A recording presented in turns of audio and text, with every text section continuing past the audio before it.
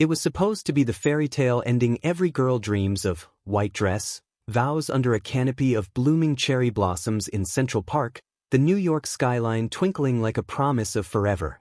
I was 26, Sophia Reyes, a rising star in the Manhattan advertising world, with a killer portfolio and a heart full of hope. My fiancé, Alex Thompson, was the charming Wall Street trader who'd swept me off my feet at a rooftop mixer in the financial district.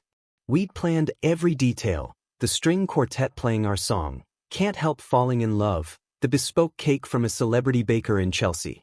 But as I stood at the altar that crisp April morning in 2024, veil fluttering in the breeze, the music swelled, and Alex never showed. No call, no text, just a church full of whispering guests and my world shattering like cheap crystal. Hours later, the truth hit via a viral TikTok: Alex eloping in Vegas with my maid of honor, his secret lover for months. Betrayal doesn't begin to cover it. It was annihilation.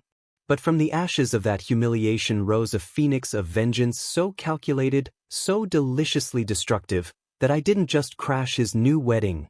I turned it into a living hell he'd never escape. This is my story, America, where heartbreak meets payback, and no one gets away with playing God with someone's soul. Let's rewind to the beginning, because every epic downfall starts with the climb.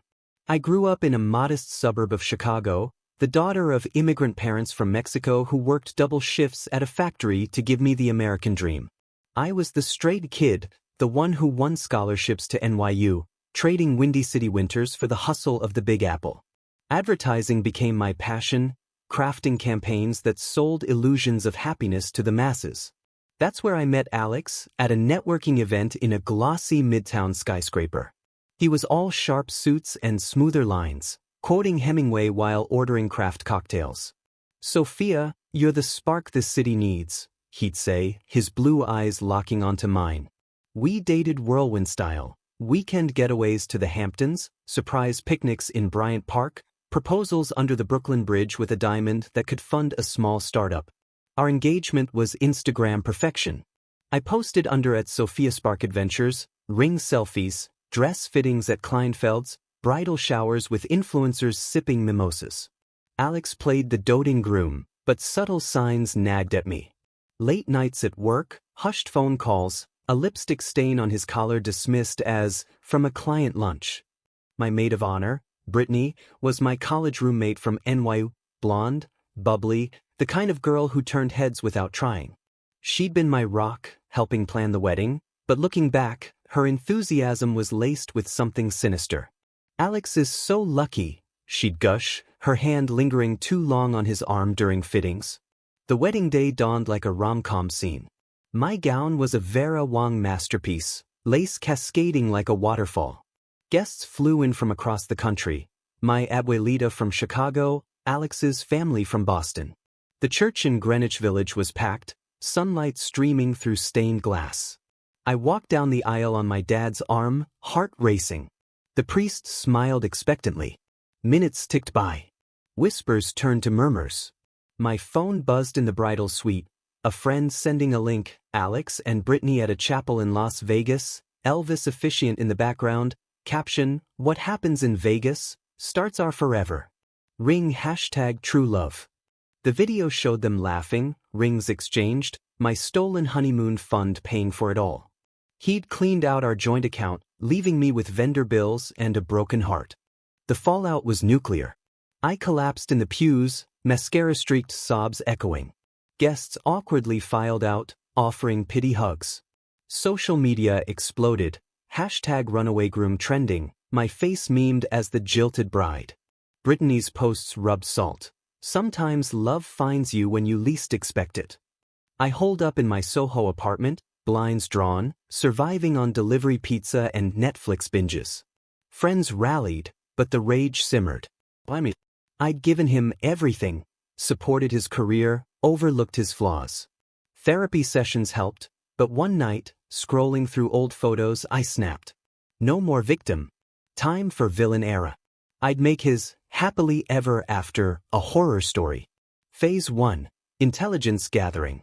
I wasn't some scorned woman slashing tires. This was corporate-level sabotage. I created fake profiles on every app, LinkedIn for his work dirt, Facebook for family ties, even Bumble to catfish acquaintances. Alex and Brittany honeymooned in Hawaii, posting paradise pics from Maui beaches. I discovered Brittany's secret. She'd been fired from her PR job for embezzling client funds, a fact buried in court records from a small claims case in Jersey. Alex?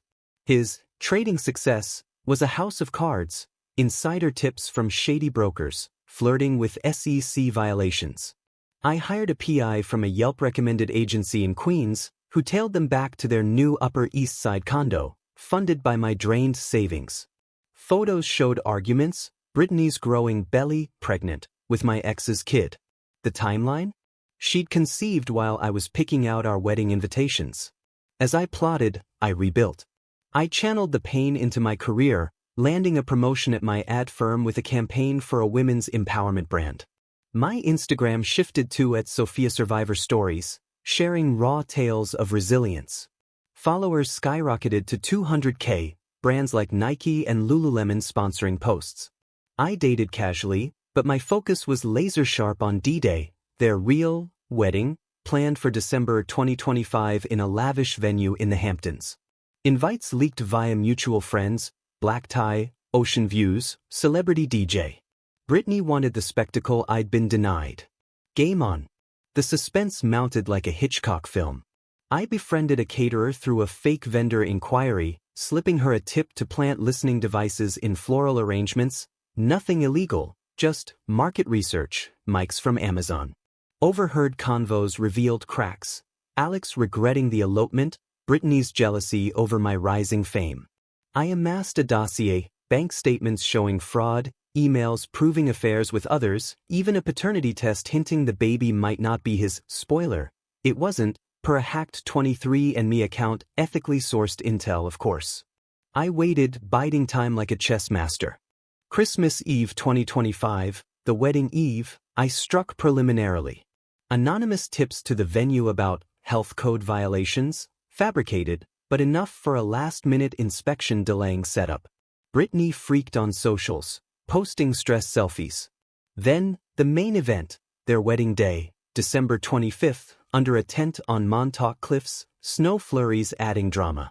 I arrived incognito, wig, contacts, posing as a distant cousin with a forged invite.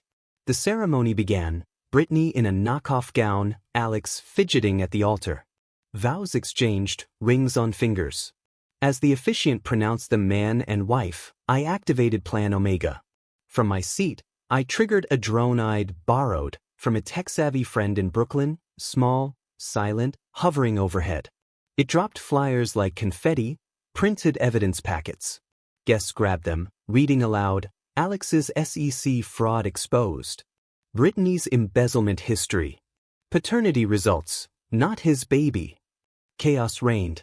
Brittany screamed, Alex blanched. But the piece de resistance? A hacked projector, venue Wi-Fi passwords are child's play with apps like Wireshark, beaming a montage. Their Vegas elopement side by side with my abandoned altar, voiceovers of their overheard fights, ending with Brittany's confession, recorded audio, of sleeping with Alex's best man. The tent erupted, family gasping, friends filming, the DJ scratching records to a halt. Security rushed me, but I slipped away in the melee, heart thumping like a bass drop at Coachella. By nightfall, it was viral. #Nightmare Wedding trending nationwide, CNN picking up the fraud angles. The SEC launched an investigation. Alex lost his job, facing charges. Brittany's baby daddy? Revealed as the best man, leading to a messy divorce filing before the cake was cut. Their dream home, foreclosed, reputations in tatters. Last sighting, Alex slinging burgers in a Jersey diner, Brittany back in her parents' basement in Ohio, kid in tow. The twist that floored even me? Digging deeper, I uncovered Alex's family secret. His wealth was from a Ponzi scheme run by his dad, who skipped town years ago. My exposé tipped off the feds, netting a reward that funded my new life. Now, at 28, I'm CEO of my own ad agency in LA, sun-kissed and single, my story a best-selling memoir option for Netflix. Betrayal at the altar? It was my rebirth. To every woman scorned, don't get mad, get masterful. Make their nightmare your triumph. And in this land of opportunity, revenge isn't just served cold, it's catered with a side of justice. The end? Honey, it's only the sequel.